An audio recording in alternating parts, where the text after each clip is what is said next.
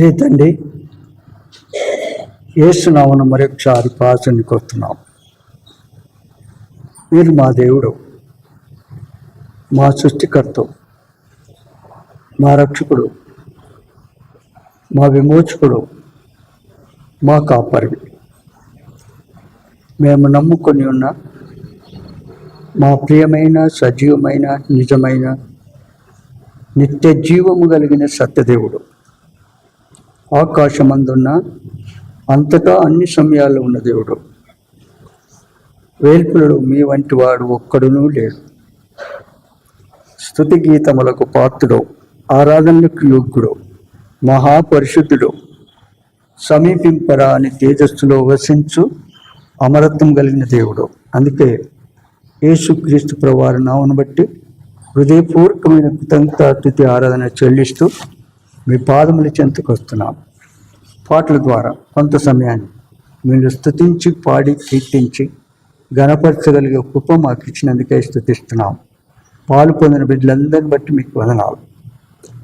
ఆరాధన కొరకు చదువుకునే లేఖన భావం ద్వారా మాతో మాట్లాడండి. నీ మెల్లని స్వరాన్ని వినిపించండి. ఆరాధన ఆత్మతో మమ్మల్ని నింపండి. ఆత్మతో సత్యంతో ఆరాధించడానికి కృపణము యేసు నామమున స్తుతించి ప్రార్థించి వేచున్నాం తండ్రి, ఆమేన్. ప్రకటన గ్రంథము 19వ అధ్యాయము మొదటి నుంచి 6 వచనాలు చదువుకుందాం. అటు తర్వాత బహుజనుల శబ్దము వంటి గొప్ప స్వరం పరలోకమందు ఈలాగు చెప్పగా వింటిని, ప్రభువును స్తుతించుడి, రక్షణ, మహిమ, ప్రభావములు మన దేవునికే చెల్లును. ఆయన తీర్పులు సత్యములు, న్యాయములై ఉన్నవి. తన వ్యభిచారముతో భూలోకమును గొప్ప వేశ్యకు ఆయన తీర్చి తన దాసుల రక్తమును బట్టి దానికి ప్రతిదండన చేశారు. మరి రెండవసారి వారు ప్రభువును స్తుతించుడి అనేది. ఆ పట్టణపు పొగ యుగ యుగములు పైకి లేచును.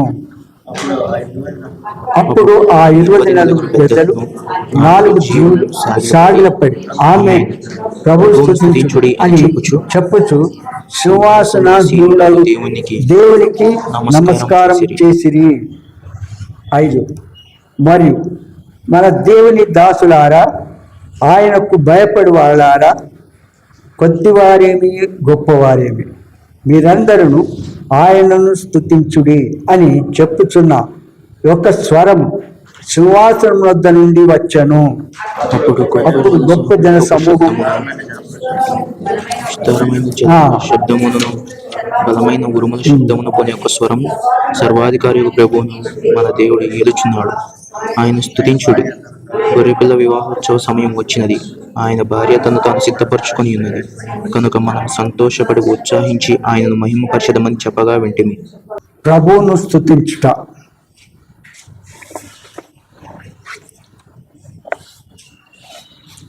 వేశ్యకు పోల్చబడిన రోమా పట్టణం యొక్క నాశనమును చూచి నా యోహాను ఇప్పుడేమంటాడు? పరలోక సంభవములు చూస్తూ వింటూ ఉన్నాడు. పరలోక సంభవాలు చూస్తూ వింటూ ఉన్నాడు. పరలోకములో పలకబడిన 4 హల్లెలూయాలో యోహాను వినెను. హల్లెలూయా అను పదమునకు పాత నిబంధనలో ఇవన్నీ అవుతుంది. హల్లెలూయా అంటే మీరు ప్రభువును స్తుతించుడి అని అర్థం. హల్లెలూయా అంటే మీరు ప్రభువును స్తుతించుడి. ఇంతవరకు చూస్తున్నాం. ఇక్కడ వారు ప్రభువును కారణ సహితముగా స్తుతించిరి. ఎట్టు స్తుతించారు? ప్రభువును కారణ సహితముగా స్తుతించిరి. మొదటిగా రక్షణ, మహిమ, ప్రభావం బట్టి స్తుతించారు. మొదటి వచనంలో చూస్తున్నాం. ఏం చూస్తున్నాం? రక్షణ, మహిమ, ప్రభావం బట్టి స్తుతించారు. రక్షణ దేవునికి కృతజ్ఞతలు చెల్లించుటకు పురికొల్పును. మనం పొందిన రక్షణ దేనికి సూచన? దేవునికి కృతజ్ఞతలు చెల్లించకు కొలుస్తుంది రక్షణ. మహిమ దేవుని ఎడల భయమును కలగచేయును. మహిమ ఏం చేయబడుతుంది? దేవుని ఎడల మహిమ కలుగచేస్తుంది. ప్రభావము మనకు ఆయన యందు నమ్మకము కలిగించును. మనకు ఆయన యందు నమ్మకమును కలిగించును. మొదటిగా రక్షణ దేనికి సూచన? దేవునికి కృతజ్ఞతలు చెల్లించుటకు పురికొల్పుతుంది రక్షణ. మహిమ దేని సూచన? దేవుని ఎడల భయభక్తులు కలగచేయును. ప్రభావము మనకు ఆయన యందు నమ్మకము కలిగించును. ఏం చేస్తుంది? ఆయన యందు నమ్మకమును కలిగించును. ఈ మూడు స్తుతి యొక్క ముఖ్య లక్షణములు. ఈ మూడేంటి? స్తుతి యొక్క ముఖ్య లక్షణములు. రెండవది, ఆయన వేశ్యకు తీర్చిన తీర్పు సత్యమును న్యాయమై ఉన్నది. ఆ ప్రియ ప్రభు వేశ్యకు దేని పోల్చిన? రోమా పట్టణం. అది అర్థమైందా? వేశ్యకు రోమా పట్టణాన్ని పోల్చుతుంది దేవుని వాక్యం. దేని పేరుకి? రోమా పట్టణాన్ని. కనుక రెండవది, ఆయన వేశ్యకు తీర్చిన తీర్పు సత్యము న్యాయమై ఉన్నది. ఎలాంటిది? దేవుడు తీర్చిన తీర్పు సత్యము న్యాయమునై ఉన్నది. కీర్తన గ్రంథము 19వ అధ్యాయం 7 నుంచి 10 వరకు చదవండి. యెహోవా నియమించిన ధర్మశాస్త్రము, ఇక్కడ చూడండి, యెహోవా నియమించిన ధర్మశాస్త్రము యథార్థమైనది. అది ప్రాణమును తెప్పరిల్ల చేయును. యెహోవా శాసనము నమ్మదగినది. అది బుద్ధిహీనులకు జ్ఞానము పుట్టించును. యెహోవా ఉపదేశములు నిర్దోషమైనవి. అవి హృదయమును సంతోషపరచును. అవి ఏం చేస్తాయి? హృదయమును సంతోషపరచును. యెహోవా ఏర్పరిచిన ధర్మము నిర్మలమైనది. అది కన్నులను వెలిగించును. యెహోవా యందైన భయం పవిత్రమైనది. పవిత్రమైనది. అది నిత్యము నిలుచును. యెహోవా న్యాయ విధులు సత్యమైనవి. అవి కేవలము న్యాయమైనవి. అవి బంగారము కంటెను విస్తారమైన మేలిమి బంగారు కంటెను కోరదగినవి. తేనె కంటెను జుంటి తేనె దారాల కంటే మధురమైనవి. అబ్బా, ఎంత చక్కగా చూడండి. ఇక్కడ ఏమంటాడంటే, మనం ఇక్కడ చూసిన భాగంలో ఆయన తీర్పులు న్యాయమైనవి ఇక్కడ వర్ణిస్తూ ఉన్నాడు. యెహోవా నియమించిన ధర్మశాస్త్రము ఎలాంటిది? యథార్థమైనది. తర్వాత అది ప్రాణమును తెప్పరిల్ల చేయును. ధర్మశాస్త్రం ఏం చేస్తుంది? ప్రాణమును తెప్పరిల్ల చేయును. యెహోవా శాస్త్రము నమ్మదగినది. దేవుని వాక్యము, ఆయన శాస్త్రము నమ్మదగినది. అది బుద్ధిహీనులకు జ్ఞానం పుట్టించును. ఏం చేస్తుంది? ఆయన శాస్త్రము బుద్ధిహీనులకు జ్ఞానం పుట్టించును. యెహోవా ఉపదేశము ఎలాంటిది? నిర్దోషమైనది. అవి హృదయమును సంతోషపరచును. దేవుని వాక్యం ఏం చేస్తుంది? నిర్దోషమైంది, మన హృదయాన్ని సంతోషపరుస్తుంది. యెహోవా ఏర్పరిచిన ధర్మము నిర్మలమైనది. అది కన్నులకు వెలిగించును. ఏం చేస్తుంది? కన్నులకు వెలిగించును. యెహోవా యందైన భయము ఎలాంటిది? పవిత్రమైనది. ఒక్క నిమిషం చెప్తాను దీని విషయంలో. ఎవరైతే పవిత్రతను కాపాడుకొని పరిశుద్ధులుగా తీర్చబడి ఆయన కొరకు కనిపెడుతూ సిద్ధపడుతూ ఉంటారో వారు ఇక్కడ ఏమంటారు? ఆయన యందు భయం కలిగి నియామక కాలానికి పరిగెత్తుకుంటూ వస్తారు. దేవుడు నియమించిన సమయానికి ఎందుకు పరిగెత్తుకుంటూ వస్తారు? ఎందుకు? ఆయన యందు భయం కలిగి ఉన్నారు కనుక. అందుకే యెహోవా యందైన భయము పవిత్రమైనది, అది నిత్యము నిలుచును. పవిత్రమైనది కాకుండా అది నిత్యము నిలుచును. యెహోవా న్యాయ విధులు సత్యమైనవి, అవి కేవలం న్యాయమైనవి. ఇంకొక విధం చెప్తాను, అవి బంగారము కంటే విస్తారమైన మేలిమి బంగారు కంటెను కోరదగినవి. అబ్బా, దేవుని వాక్యం ఎలాంటిది? ఆయన ధర్మశాస్త్రం ఎలాంటిది చెప్పండి. అది బంగారము కంటెను, విస్తారమైన మేలి బంగారము కంటెను కోరదగినది. ఏంటిది? దేవుని వాక్యం, ధర్మశాస్త్రం. అర్థమైందిగా? అది ఇంకా ఎలాంటి? తేనె కంటే, జుంటి తేనె దాళ్ళ కంటే మధురమైనది. జుంటి తేనె దాళ్ళ కంటే మధురమైనది. ఇంకేమంటాడు? నీ వాక్యము నా పాదములకు దీపము, నా త్రోకు వెలుగై ఉన్నది. ఆయన వాక్యం ఏం చేస్తుంది?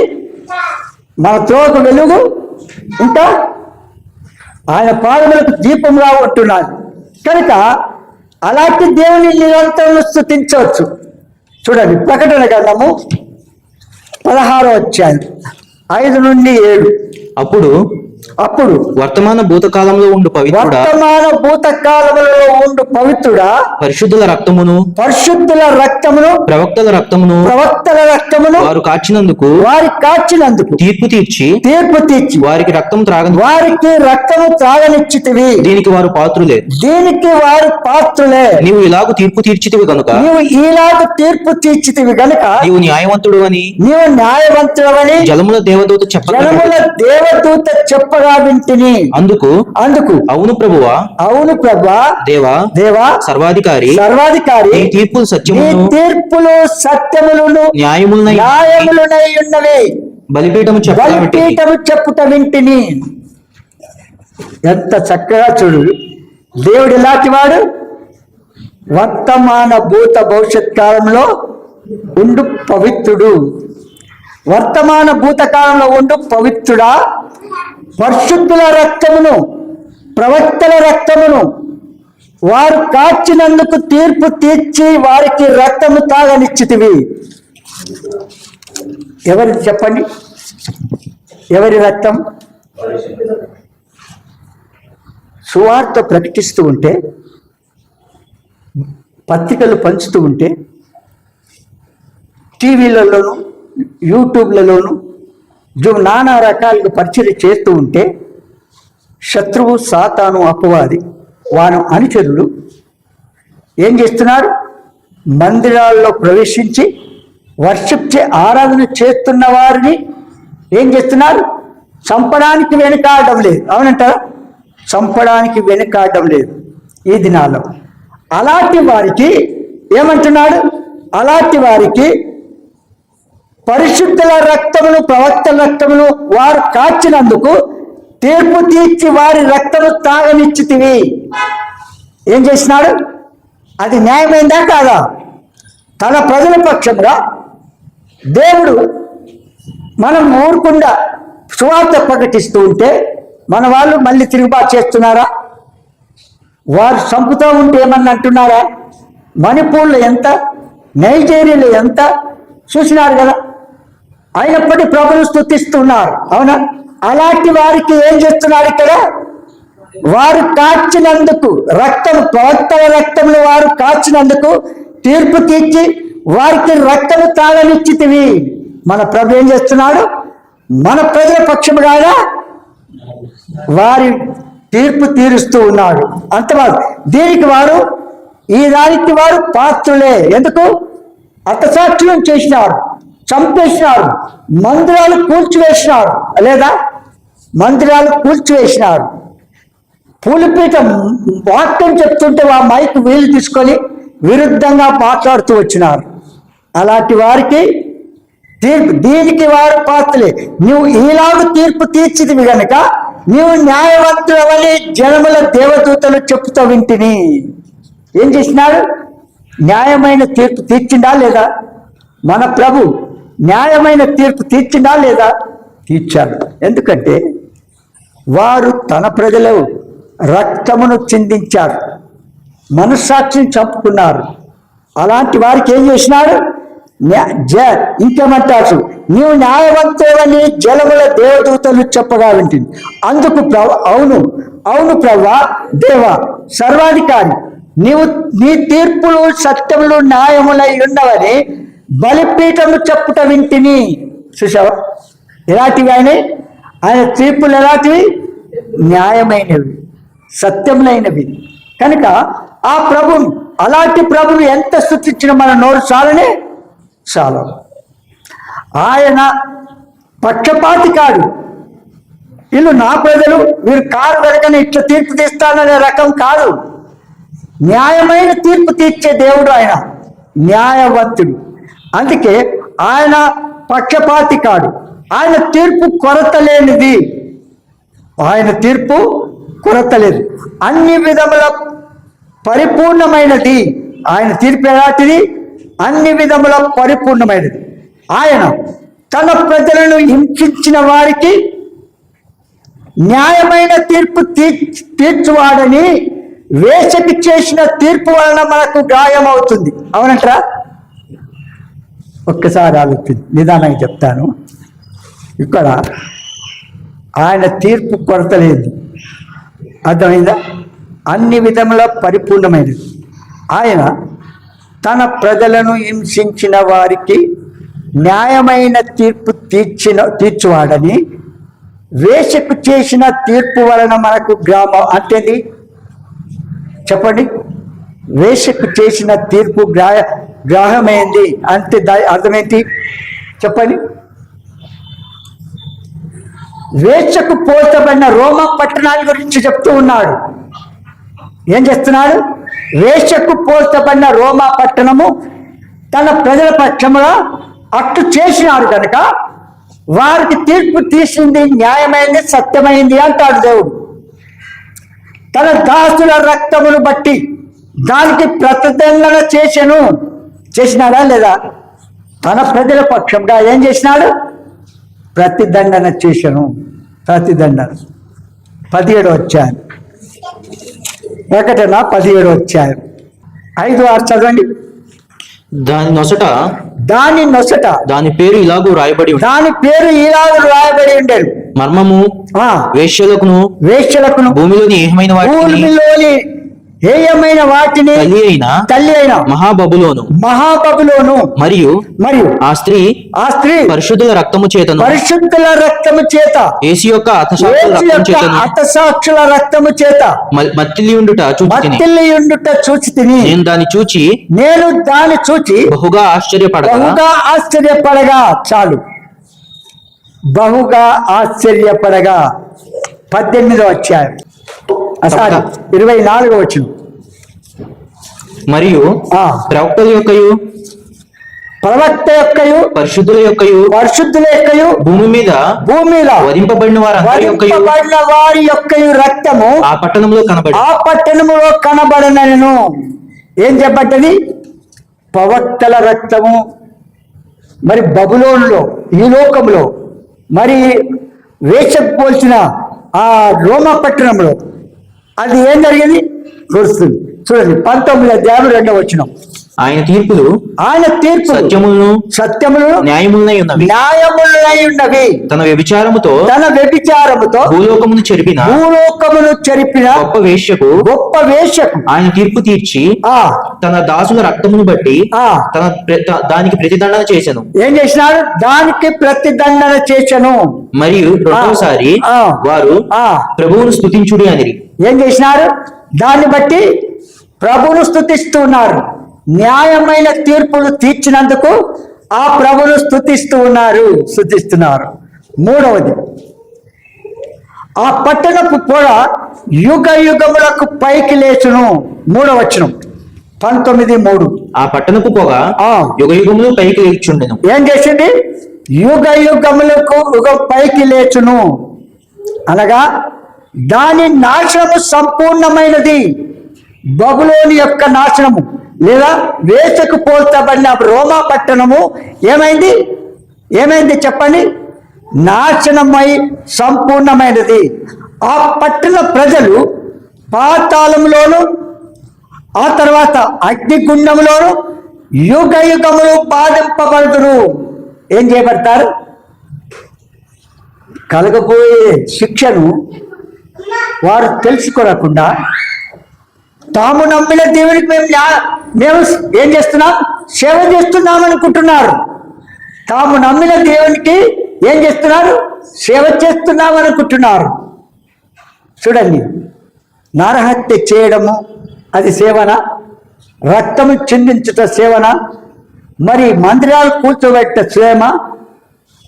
మనసాకి రాక్షసుల వలె వారు ప్రవర్తించి ఏం చేస్తున్నారు? ఆ పట్టణ ప్రజలు కనుక అగ్నిగుండములో ఏం చేయబడతారు? యుగ యుగములు బాధింపబడుదురు. రోమా పట్టణ వాసులు నామకార్థ క్రైస్తవులు. పేరు రోమా పట్టణస్తులు ఎవరు? నామకార్థ క్రైస్తవులు, నామక క్రైస్తవులు అంటారు ఇక్కడ. అర్థమైందిగా? వారు నిత్యాగ్నిలో వేయబడగా వారి బాధ సంబంధమైన పొగ యుగ యుగములు లేచును. ఏం చేయబడుతుంది? వారి బాధ సంబంధమైన పొగ యుగ యుగములు లేచును. ఇక్కడ అప్పటి మట్టుకు చంపారేమో, కొంతసేపు దుఃఖపడతారు, కుటుంబాలు ఈ విధంగా అయిపోయి బాధపడతారు. కానీ దేవుని ప్రజల పక్షంగా ఏం చేస్తున్నాడు? న్యాయమైన తీర్పు తీరుస్తున్నాడా లేదా? వారి యుగ యుగములు వారి ఎట్టుంది? యుగ యుగములు బాధింపబడదు. రోమపట్టి నామక నిత్యాగ్నిలో వేయబడగా వారి బాధ సంబంధమైన పొగ యుగ యుగములు లేచును. ఈ విధంగా వారికి జరిగినది గనుకనే 4 జీవులు పెద్దలు కలిసి దేవుని స్తుతిస్తూ ఉన్నారు. 4 జీవులు మరి పెద్దలు ఏం చేస్తున్నారు? స్తుతిస్తున్నారు. ఈ పెద్దలు సంఘములకు సూచనలు చూశాము ఇంతకుముందు. ఈ పెద్దలు ఎవరు? సంఘము వారికి న్యాయమైన తీర్పు తీర్చినందుకు ఆ ప్రభును స్తుతిస్తే ఆరాధిస్తూ ఉన్నారు. ఆ ప్రభును స్తుతించి ఏం చేస్తున్నారు? ఆరాధిస్తున్నారు.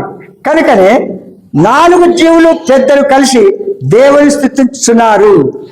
దేవుని దాసులు ప్రవక్తలు ఎవరు? దేవుని దాసులు ప్రవక్తలు. ప్రకటన గ్రంథము 10వ అధ్యాయం 7వ వచనం చదవండి. 7వ దూత పలుకు దినములలో, చూడండి, 7వ దూత పలుకు దినములలో అతడు బూర ఊదబోచుండగా దేవుడు తన దాసులకు ప్రవక్తలకు తెలిపిన సువార్త ప్రకారము దేవుని మర్మం సమాప్తమగునని చెప్పాను. ఏం చేసినారు? దేవుని మర్మము సమాప్తమగునని చెప్పాను. 11వ అధ్యాయం 18వ వచనం. జనములు కోపగించినందున నీకు కోపం వచ్చెను. మృతులు తీర్పు పొందుటకును నీ దాసులకు ప్రవక్తలకును పరిశుద్ధులకును నీ నామమునకు భయపడు వారికి తగిన ఫలమునిచ్చుటకును తనకు తగిన ఫలం ఇచ్చుటకును గొప్పవారేమి కొద్దివారేమి భూమిని నశింపచేయు వారిని నశింపచేయుటకును సమయము వచ్చి ఉన్నదని చెప్పి ఏం చేసినారు? సమయము వచ్చను. కొద్దివారేమి గొప్పవారేమి ఆయనకు భయపడి ఆయన న్యాయ విధులను బట్టి స్తుతించబద్ధులమై ఉన్నాం. ఆయన న్యాయ విధులను బట్టి స్థితించబద్ధులమై ఉన్నాం. 119వ కీర్తన 22వ వచనం. నేను నీ శాసనమును అనుసరించుచున్నాను. చూడండి, నేను నీ శాసనములను అనుసరించుచున్నాను. నా మీదికి రాకుండా నిందను తిరస్కారమును తొలగింపుము కీర్తనకారుడు అంటున్నాడు.